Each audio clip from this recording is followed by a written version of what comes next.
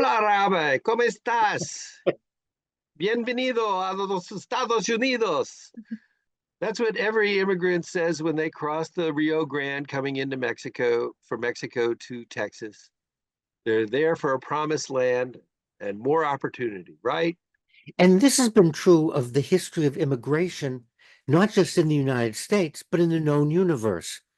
When we look at patterns of immigration, people who leave go to look for what you just said, better opportunities. And you're not looking for something better if what you already have is better. So you don't find certain skilled and highly specialized people leaving their country if they have a successful business, if they're being hired, and if they have jobs. Now, we have seen in some countries professionals leave because of the government, because of persecution. But put that aside, all of us who came to America, our families left wherever they left because there was no hope. Things weren't good. And when you come to the new country, no one's going to put you in the highest paying jobs or the highest rank. You start with unskilled labor that the indigenous population doesn't want to do. And then the pattern has been the next generation, everybody moves up, but we still need somebody to fill in with the unskilled labor. Now it's turning out we have robots and machines that are doing a lot of the unskilled labor that immigrants used to do. However, there still is a need for this level. So it's absurd to try to ban or stop the very people we need to keep our economy going. Also, the natural instinct of parents who come to the United States for legally or illegally is once they establish themselves here and have low paying jobs, it's practically the description of the American dream. I was a doctor in my country, but I will clean toilets and bathrooms, and I'm a janitor now.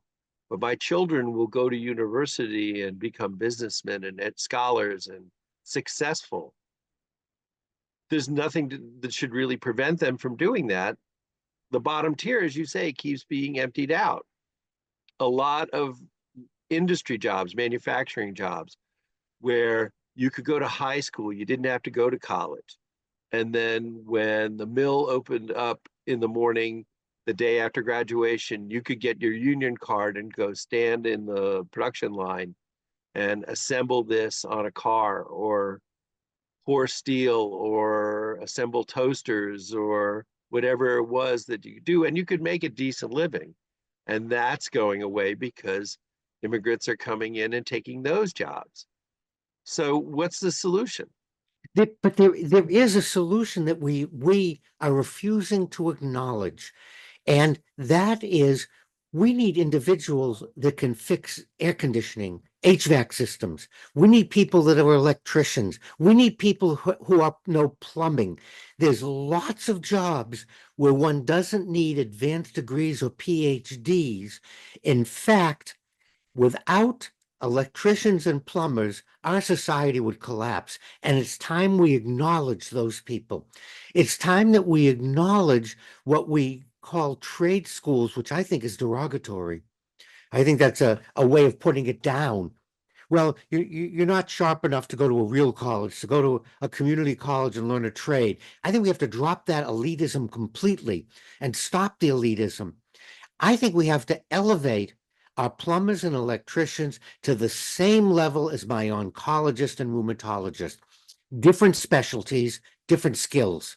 Not put people down and not think any less of someone. And I think therein lies our problem, Joe, is this elitist idea of college education, of becoming a doctor or a lawyer, and then anyone else is less than that. And I've even come into that with being a rabbi.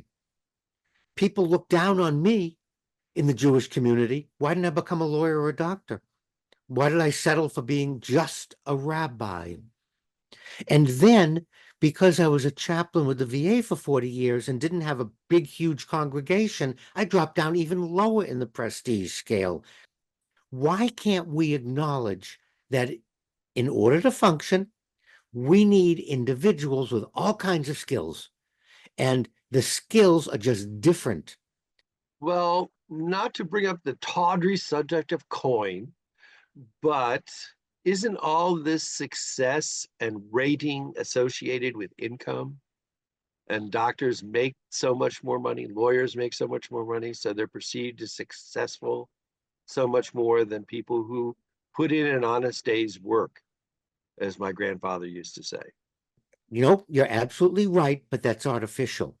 There's no reason why certain professions should be making money off the charts.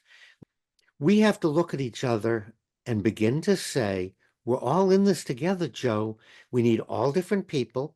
And certainly there can be different incomes for the amount of education, for the amount of study time. There certainly should be a ladder, but it doesn't have to be off the charts or ridiculously absurd, or the spaces on the economic ladder don't have to be huge. We can agree and look at each other as a society. All of this is needed.